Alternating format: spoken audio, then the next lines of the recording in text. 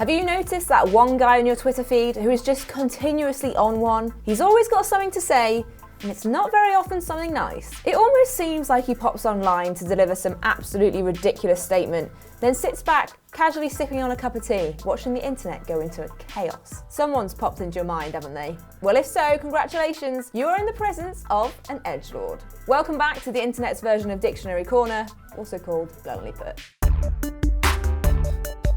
As I may have mentioned once or twice before, us millennials bloody love coming up with a new term.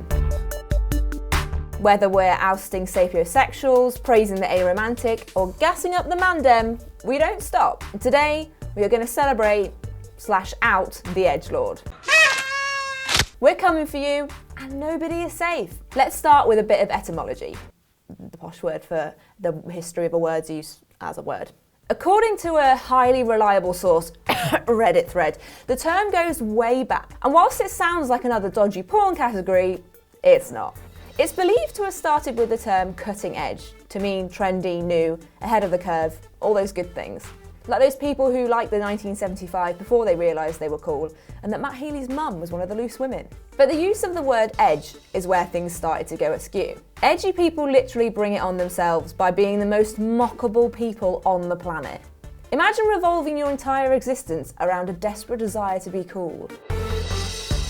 No, actually, I've worn Vans since I was like 7, so yeah. Society is so 20th century, man, like honestly. Basically, they reject every social norm, including really healthy, normal things like, basic human decency or widely accepted truths. The edgelord, it's like a nuclear version of this. They've gone too far, they know it, and they love it. These people plague the internet and, well, the media at large. Want a prime example? Think Piers Morgan or Casey Hopkins, both of which have made a fucking living off actively trolling the internet with their never-ending spew of inflammatory nonsense. Or you can look closer to our millennial home, the internet, and call out PewDiePie, who once again is in the headlines after deliberately and repeatedly misgendering someone on a video to his 102 million subscribers. Not to mention his previous anti-Semitism, racism, misogyny.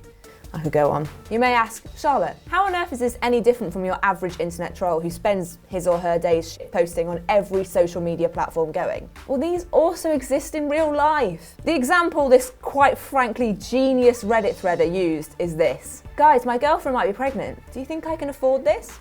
The edgelord's response, I would just punch her in the gut. Right, whilst a reasonable human being would say, what kind of budget do you have? Or, I think if I work hard, I can afford to buy myself a house in the next few years. The edgelord's response, lol, working a job you hate for things you don't need, sheeple. You catching my drift?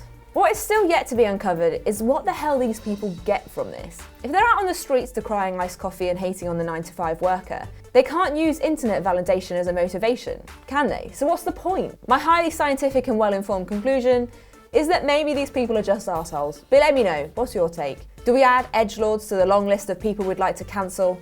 Or do we let them go on in peace, causing infuriating havoc wherever they go?